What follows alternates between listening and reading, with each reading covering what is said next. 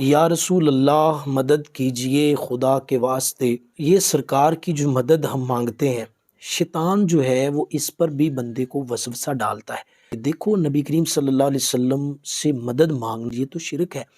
مدد تو صرف اللہ سے بندہ مانگ سکتا ہے، اللہ کے حقیقت میں ایسا نہیں ہے۔ ہم جو نبی پاک علیہ السلام سے مدد مانگتے ہیں وہ اس نظریے سے مانگتے ہیں کہ اللہ پاک نے محبوب پاک علیہ السلام کو طاقت عطا فرمائی، اور وہ طاقت نبی پاک کی عطائی ہے، نبی پاک کو عطا کی گئی ہے، اللہ پاک نے عطا کی ہے۔ نبی پاک علیہ السلام کی اپنی ذاتی طاقت نہیں، عطائی طاقت ہے۔ اور دوسرا، نبی پاک علیہ السلام سے جو مدد مانگ رہے ہیں وہ رب سمجھ کے نہیں مانگ رہے، اللہ کا نبی سمجھ کر مانگ رہے ہیں۔ آج ہم ایک ایسی شخصیت کا انتخاب کریں گے، وہ احباب جو اس وسوسے کا شکار ہیں، جو لا علمی کی وجہ سے یا رسول اللہ مدد کیجئے کو شرک سمجھ بیٹھے ہیں، ان کو بھی مسئلہ جو ہے وہ سمجھ آ جائے۔ جس شخصیت کا انتخاب آج ہم نے کیا ہے، جو کہ دیوبند کے پیشوا اشرف علی تھانوی کے بھی پیر و مرشد ہیں، دیوبند کے پیشوا رشید احمد گنگوہی کے بھی پیر و مرشد ہیں، اور دیوبند کے پیشوا خلیل احمد کے بھی وہ پیر و مرشد ہیں۔ ہمارے اہل سنت کے اکابرین میں بھی ان کا شمار ہے، ہم بھی ان کو اپنا بزرگ مانتے ہیں۔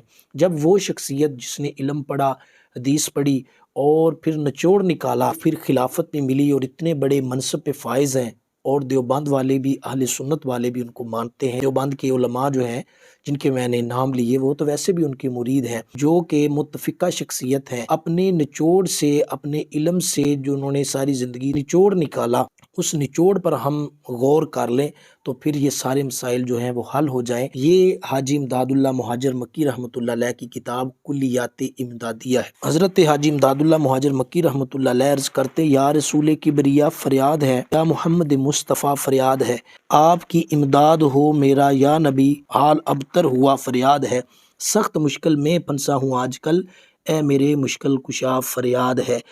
یہاں پر حاجی امداد اللہ مہاجر مکی رحمۃ اللہ علیہ، جنہوں نے قرآن بھی پڑھا ہے، حدیث بھی پڑھی ہے، خلافت میں ملی ہے، اتنے بڑے وہ بزرگ ہیں، انہوں نے نچوڑ نکال کے بعد میں کہا ہے میرے مشکل کشا فریاد ہے، اے میری مشکلوں کو حل کرنے والے مشکل کشا۔ یہ اللہ کی عطا سے حاجی صاحب کہہ رہے ہیں۔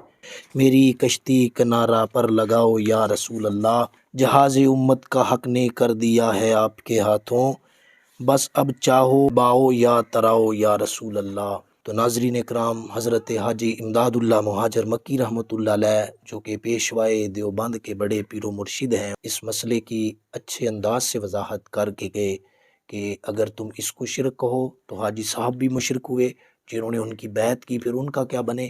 تو اختصار کے پیش نظر اس وسوسے کی کاٹ کے لیے اور اتحاد امت کے درس کو عام کرنے کے لیے آج ہم نے اس بات کو ناظرین کے سامنے پیش کیا کہ نبی کریم صلی اللہ علیہ وسلم سے یا رسول اللہ کہہ کے مدد مانگنا شرک نہیں، بلکہ ہمارے اکابرین کا عقیدہ، حاجی امداد اللہ مہاجر مکی رحمۃ اللہ علیہ کا عقیدہ۔ اس کو شرک کہیں تو اس شرک کی زد میں امداد اللہ مہاجر مکی رحمۃ اللہ علیہ جماعت دیوبند کے پیر و مرشد ہیں، وہ بھی اس زد میں آ جائیں گے۔ انہوں نے نبی پاک کو رب سمجھ کے یا رسول اللہ یا مشکل کشا نہیں کہا، بلکہ اللہ کے بندے سمجھ کر، اور اللہ کی دی ہوئی طاقت سے، وہ طاقت رب کے برابر نہیں، بلکہ رب نے جتنی دی ہے اللہ رسول ہی اس کو بہتر جانتے ہیں، اس طاقت کے پیش نظر نبی پاک علیہ السلام سے مدد مانگی ہے۔ یا الہی رحم فرما مصطفیٰ کے واسطے، یا رسول اللہ کرم کیجئے خدا کے واسطے۔